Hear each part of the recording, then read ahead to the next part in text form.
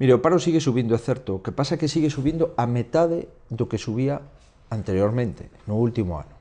E, de feito, Galicia no ano 2009 conseguiu ser a comunidade autónoma onde menos emprego se destruiu de España. Por lo tanto, isto nos abre un marxen de esperanza. Non estamos satisfeitos porque cada vez que se vai un parado se queda sin traballo, é evidente que é unha mala noticia. O paro non é unha estatística, o paro é un drama familiar. Detrás de cada parado hai unha familia que se queda sin traballo. O que estamos comprometidos e o que si vamos a facer é, primeiro, parar o incremento do paro, o ritmo de incremento de paro, para a partir de aí empezar a crear emprego neto. En este momento en Galicia hai un horizonte, neste ano 2010, de que a súa economía crezca dunha forma modesta, pero que abandonemos os números roxos de disminución do Produto Interior Bruto de España e que Galicia sexa unha das primeiras comunidades autónomas que teña un crecemento positivo na economía no ano 2010. E a partir de aí vamos a ver si cambiamos a tendencia e podemos construir emprego neto no ano 2012, que sería o obxectivo de goberno neste momento.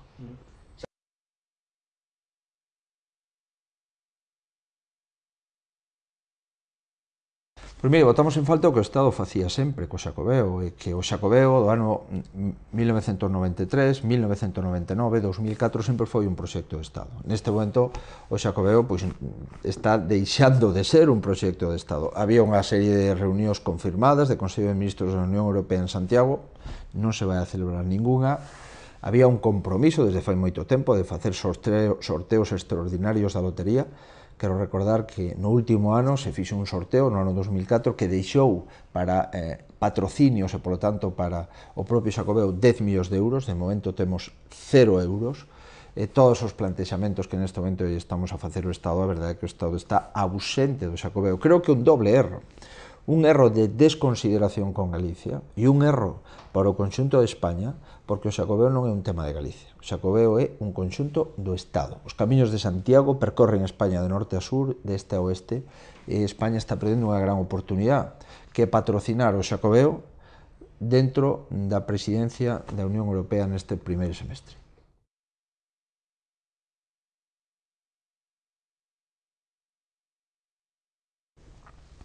Pois mire, é evidente que o goberno de España lamentablemente non está moi identificado cos intereses xerais de Galicia.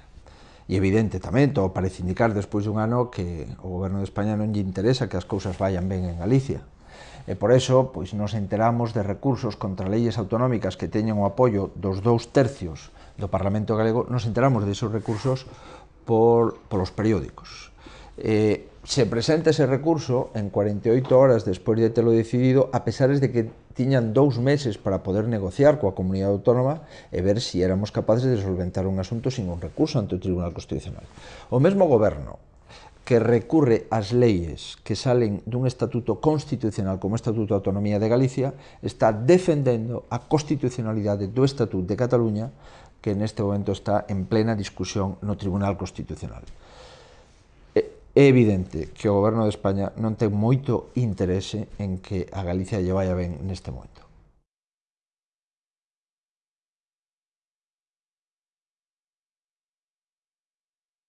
Pois que é evidente que o señor Zapatero non ten moito interés na situación financeira das caixas de aforro galegas. E cando un non ten interés, pois non trata esos asuntos. Creo que se equivoca. Se equivoca porque non somos leais co goberno de España e Galicia forma parte e é unha parte do Estado. Por lo tanto, se equivoca o goberno de todos os españois non atendendo as solicitudes ratificadas polos sindicatos, polas organizacións empresariais e por todos os partidos políticos, salvo o seu, salvo o Partido Socialista, en relación cunha posible fusión das caixas galegas.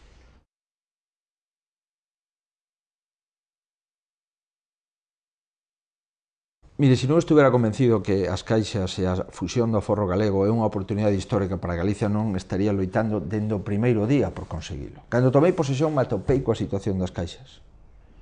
A situación das caixas non ven dos últimos meses. Xa no mes de xullo, os 3 meses de tomar posesión, xa estábamos falando da necesidade de facer unha gran caixa galega. Por lo tanto, fomos responsables en relación a este asunto, traballamos, intentamos negociar, intentamos pactar, legislamos todos están en Galicia pola fusión das caixas, salvo o Partido Socialista Obreiro Español. É lamentable, pero o certo é que sigo traballando ata o final para que Galicia non perda unha oportunidade. Polo goberno galego non vai a quedar, polo presidente da Xunta non vai a quedar. O presidente da Xunta, o goberno galego, é o primeiro interesado, xunto con todas as organizacións sindicais e empresariais, de que Galicia teña unha gran caixa. Si a fusión das caixas non se pode celebrar, o Partido Socialista Obreiro Español, o Goberno Socialista de España, terá que explicar a Galicia por qué nas comunidades autónomas gobernadas polo Partido Socialista si hai fusión de caixas e por qué en Galicia se veta a fusión das caixas galegas.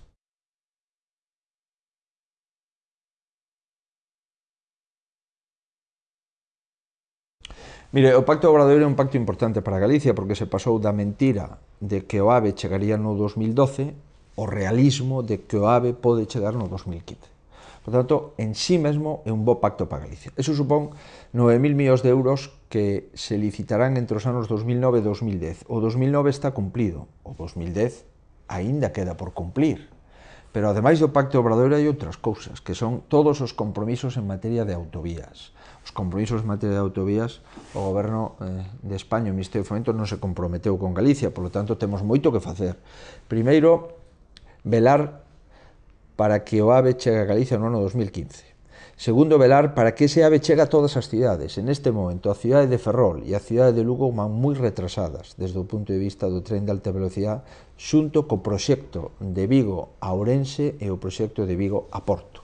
E, por suposto, temos todavía que loitar para que as retrasadas autovías de Galicia non se retrasen máis. A autovía de Vigo a Pontevedra, a autovía de Ourense a Lugo, a autovía de Lugo a Ourense, o vial de alta capacidade da Mariña Lucense, esas cuestións non se pode retrasar máis do que xa está retrasado.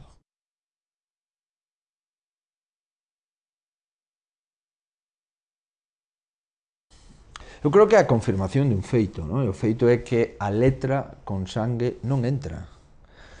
Os idiomas entran coa cordialidade, cos dereitos. Os idiomas entran co coñecemento en equilibrio entre os mesmos. Os idiomas entran porque o noso pobo é un pobo bilingüe, e libre, que ten dereito a coñecer o galego e o castelán e que ten unha ambición colectiva, que é coñecer un terceiro idioma. E cando se coñecen os idiomas, se usan en liberdade. Por lo tanto, as políticas de imposición lingüística non son políticas que den resultado. E prova disto é que cada vez máis a sociedade galega é máis bilingüe, cada vez máis na sociedade galega se pretende coñecer unha terceira lingua e cada vez máis cando a alguén lle obrigan a expresarse nunha única lingua, ese proxecto fracasa.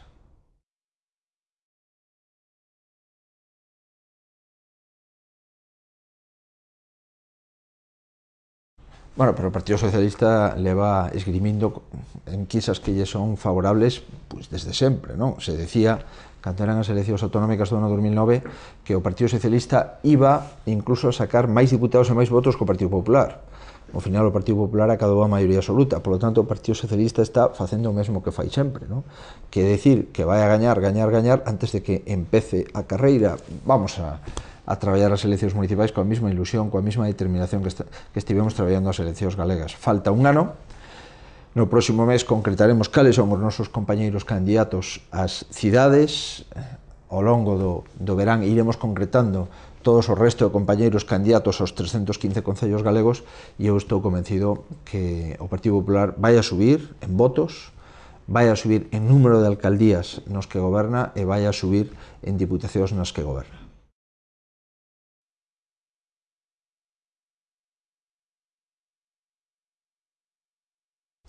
O objetivo é gañar. Gañar, ademais, con maioría absoluta. Xa sabemos que o Partido Popular non lle vale con ganar. O Partido Popular ten que sacar maioría absoluta. Todo o partido é consciente deste reto. E este reto é o que nos obriga a prepararnos máis, a presentar máis propostas, a ser máis valientes, a ser máis ambiciosos políticamente.